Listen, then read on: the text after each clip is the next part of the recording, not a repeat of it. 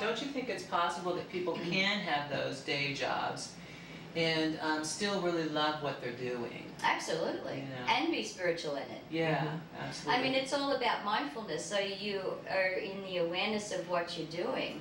I mean, you know, when you're mindless, doing the repetitive thing over and over again, I've watched people build resentment around it. Sure. You know, it's that 9 to 5 thing, yeah, and building the machine. Or the mystique of actually having a spiritual job versus the day job is always interesting, because, you know, I see people like coming to me all the time saying, oh, I want to be a healer, I'm doing all these courses and Reiki and this and that, and I want to switch over to be a healer, and I don't want my day job anymore. And I said, just love your day job. Right.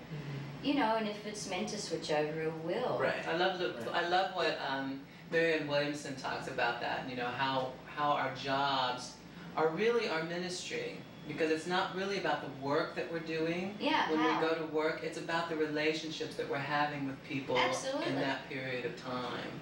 And that intimacy that you can have with another. And, you know, you can go into corporate and have wonderful family dynamics come up, you know, and have a great process from that. Kerry, I want to ask you about E.T.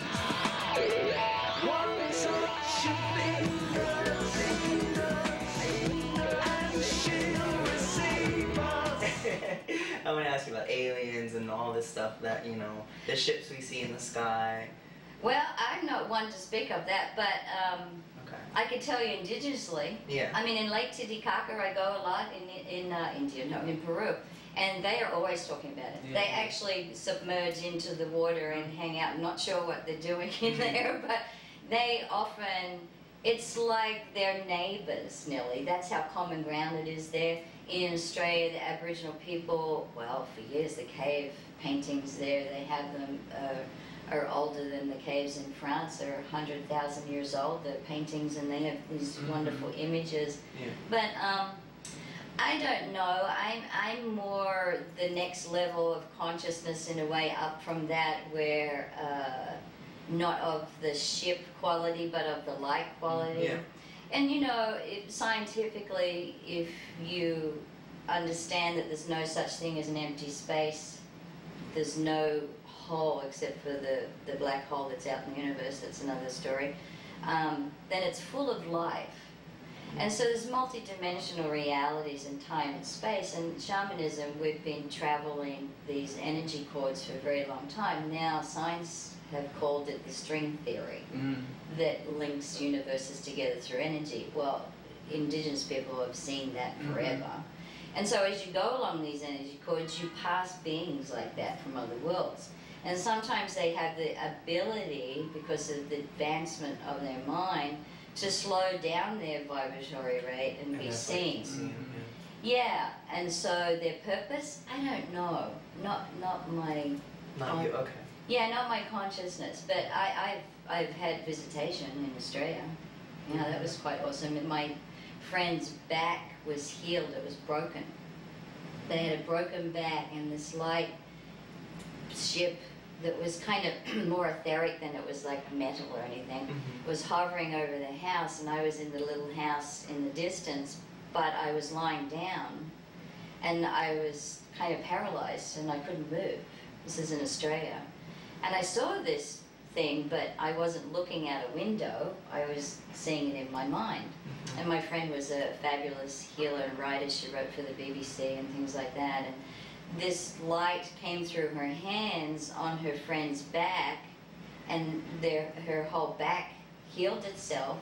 And then I passed out. I just like passed out, like fainted. It was in the evening. And then the next morning, I'm making a cup of tea and I forget. I don't have any recall of it. And this woman who's got a broken back comes running down the hill. And then all the recall came back. I was like, ooh, whoa. Yeah. And it was these extraterrestrial, everything's when you die, you're extraterrestrial. You know, you're gone from the terrain. And so the whole vision came back, and we talked about it for many days. But and then Aboriginal elder came about 4 days later and said that he came up because they came to him. And he said they were healers, and the healers transferred this energy over to my friend to heal this woman's back. So I don't know. I mean, you know, consciousness is everywhere. I love it, you know, and if you have the ability to open your heart to the possibility of it, endless possibilities create themselves. But you see they're being seen less, I think. I don't hear too much about. Have you heard? Not in recent time, like a couple of years ago, maybe 2 years ago, we were seeing them a lot and stuff like that. All the 2012 talk, you know, I hear all this stuff about how we're going to be seeing them a lot more, and possibly.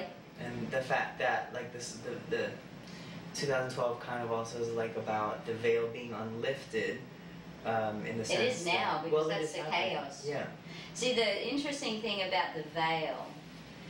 Now, the arcs say that there's information here. We don't need any more knowledge necessarily at all. It's all here, you know. And so we're a super highway of knowledge, books, videos, and all this kind of stuff. And so what they were saying, that self-mastery is in with the emotional aspect of your nature. And they said, you know, everyone's praying for the fourth dimensional reality come down. Well, it is. And so what is happening? You see on the internet that everyone is having similar physical symptoms going on. Well, the universe is unconditional love. And so as the energy starts coming down that we pray for, you know, I transcend myself or whatever, and so the energy starts to compress into condition. And so unconditional love comes to condition of the heart, which the heart energy in human love has conditions because it has a story. Oh, that person hurt me, da da da da. And so what is happening is that it's stirring up inside of us what is lacking to move out of the way, so that we can open our heart to this unconditional love, so that we can feel who we are.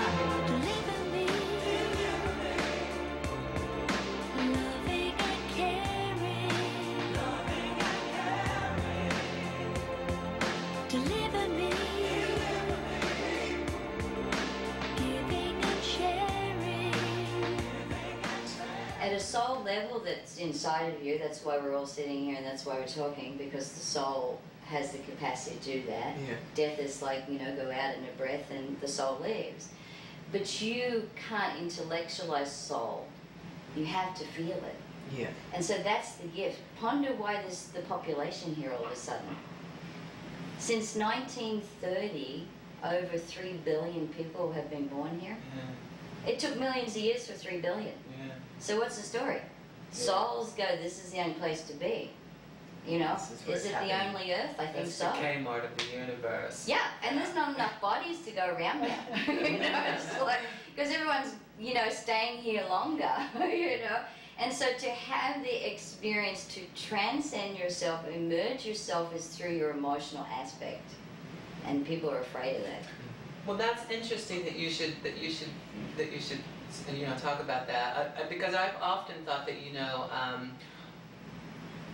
speaking of, you know, whatever, you know, the ascension might be, and, you know, growing as a spiritual being, because, you know, many people talk about, you know, we're just here as, you know, spirits having the human experience, yeah. You know. Then have it. Yeah, exactly, and that, but, you know, over the past, you know, 70 years, you know, or 80 years, past 8 decades, all of these people coming to the earth plane to have the physical experience, to have the bodily experience. And great souls, because science has progressively moved itself in such a way, like the God net, the internet, you know, souls that are probably unconscious to the re-emergence, God, spirit, whatever, doesn't matter. It's the seed of the advancement inside them. Yeah.